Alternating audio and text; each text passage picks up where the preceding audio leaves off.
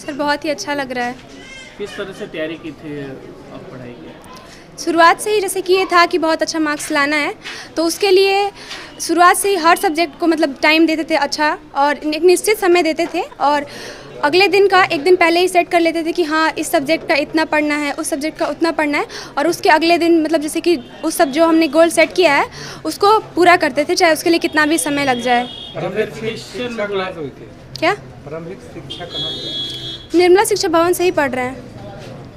जब वेरिफिकेशन के लिए तुम्हें बोर्ड बुलाया था उस समय क्या क्या सवाल किया गया था तुमसे? सबसे पहले मतलब साइंस के टीचर ने कुछ क्वेश्चंस किए, जैसे कि एल्केन, एल्कीन, एल्काइन का सूत्र, धारा का मात्रक, आवेश का मात्रक, और भी मतलब बहुत सारे क्वेश्चंस किए। फिर हिंदी के टीचर ने कुछ क्वेश्चंस किए, संस्कृत के टीचर्स ने मतलब एक एक करके हर एक सब्जेक्ट के टीचर ने कुछ कुछ क्वेश्चंस किए।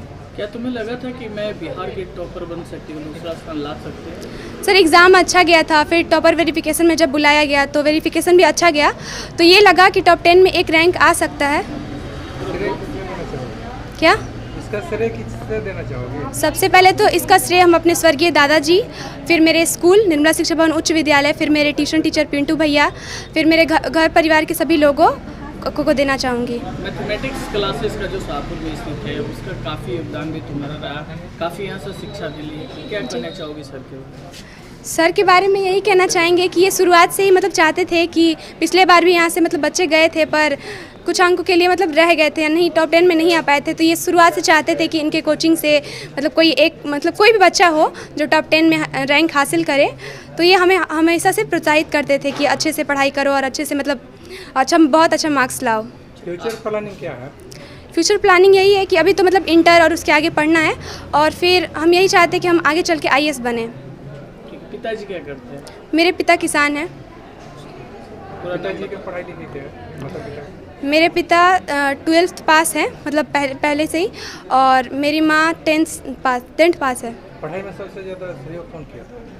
सबसे ज़्यादा सहयोग शिक्षकों का ही रहा है, मेरे स्कूल के शिक्षक, मेरे ट्यूशन टीचर पिंटू भैया, सबका। 18 वर्षों से आप मैथमेटिक्स क्लासेस चला रहे हैं, ये पहली बार है जो टॉप 10 में आप एक इंस्टीट्यूट से लड़की आई है, क्या कहेंगे? सर सबसे पहला नंबर तो हम न्यूज़ 1 इंडिया को अपने इस कोचिंग के माध्यम से और सभी छात्रों के माध्यम से हार्दिक अभिनंदन और स्वागत करता हूं, और जितने भी बिहार बोर्ड में उत्तीर्ण छात्र छात्रा हैं उनको उज्जवल भविष्य के लिए कामना करता हूं।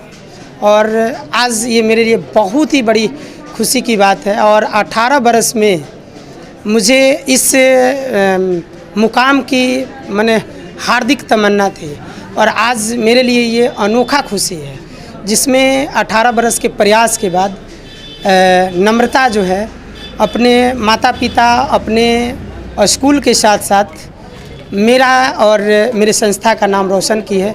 इसके लिए मैं उसको अपने तहे दिल से धन्यवाद देता हूं और उसके लक्ष्य प्राप्ति के लिए शुभकामना करता हूं। ये आप ही के इंस्टीट्यूट का नहीं, पूरा भोजपुर का इतिहास बना कर रखी है। ये जहाँ तक मेरी भी जानकारी है, वास्तव में ये इतिहास में पहला चीज़ ऐसा है कि जो बिहार में सेकेंड रैंक भोजपुर से गया है, और इससे बड़ी इस खुशी की मेरे लिए बात है कि वह लड़की मेरे संस्था से जुड़ी है और मुझसे जुड़ी हुई है। सर क्या लगा था कि मेरे संस्था का कोई लड़की जो है टॉप करेगी? सर देखिए, हमको लगता है कि आज 18 बरस के में दरमियान हमको पिछले 6-7 वर्षों से मैं कंटिन्यू मुझे ऐसा फील हो रहा था कि मेरे संस्था से कोई ना कोई बचा जाएगा, लेकिन कहीं ना कहीं बच्चों में या कहीं ना कहीं मेरे या कहीं ना कहीं स्कूल में या जो भी किसी बच्चे के सहयोगी रहे हैं, कहीं ना कहीं चूक होती थी, क्योंकि सफलता किसी एक व्यक्ति के मोहताज नहीं होती है।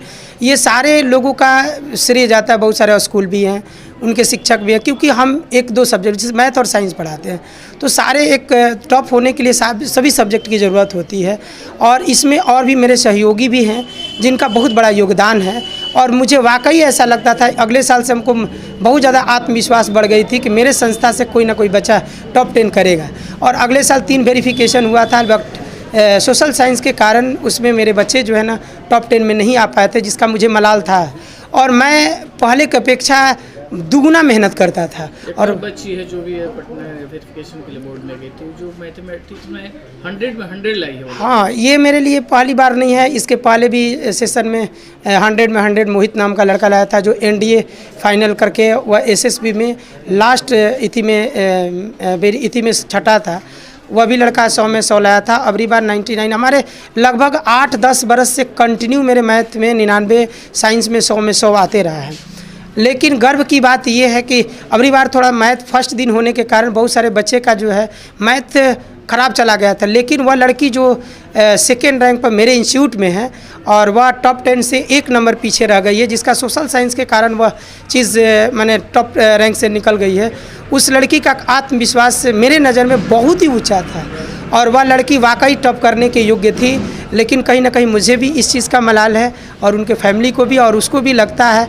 बट उनको हम ये कहना चाहेंगे आपके चैनल के माध्यम से कि इसे डिमोटिवेट ना हो, और अभी ये आगे और भी चीज़ें हैं और उनके लिए कंपटीशन और उनके लिए सोचने की चीज़ें और बढ़ गई है।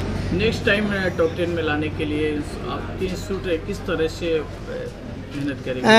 अभी जहाँ तक वैसे सारी कमी हमारे जो कोचिंग में और जहाँ तक हमको एहसास हुआ है कि ये सारी कमी रह गई है, उन सारी कमियों पर हम मेहनत करेंगे और स्टूडेंटों के साथ और उनके पेरेंट्स के साथ बातचीत करके उस चीज़ को, कमी को दूर करके जो एक रैंक हम पीछे रह गए हम चाहेंगे कि उस रैंक तक पहुँचाए अपने बच्चों को।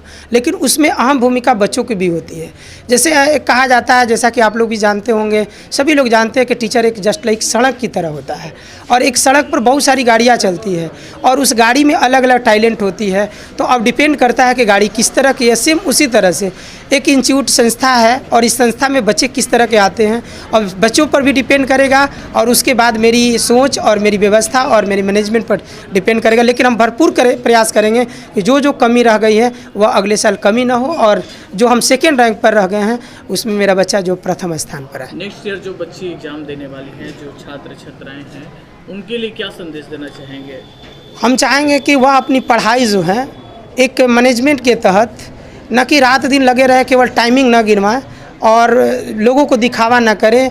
सारे सब्जेक्ट पर सामान्य दृष्टि से अपने पढ़ाई को मैनेजमेंट करके, टाइम डिस्ट्रीब्यूट करके पढ़ाई करें और अपने लक्ष्य को निर्धारित करके पढ़ें और वह निश्चित तौर पर इस कारनामे को कर सकते हैं। जो हम लोग इतने पीछे रह गए हैं, जो टॉप 10 में फर्स्ट रैंक नहीं ला पाए हैं, वह फर्स्ट रैंक मेरे बच्चे ला सकते हैं। जो टॉप 10 में आई है उनके प्रोत्साहन के लिए आपके इंस्टीट्यूट क्या कर रहे हैं? उनके प्रोत्साहन के लिए हमारे तरफ से जहाँ भी उनके माता पिता हम खोजेंगे, और वह लड़की IAS की सपना देखती है और इंस्टीट्यूट में भी बोलती थी, हम हमेशा बोलते रहते थे और जिस तरह से हम लोगों के बीच बैठ कर के बातचीत होगी उस तरह से हम उनके तरफ से, मैंने अपने तरफ से, अपनी संस्था की तरफ से हमेशा तैयार रहेंगे। निश्चित तौर पर कुछ ना कुछ करेंगे।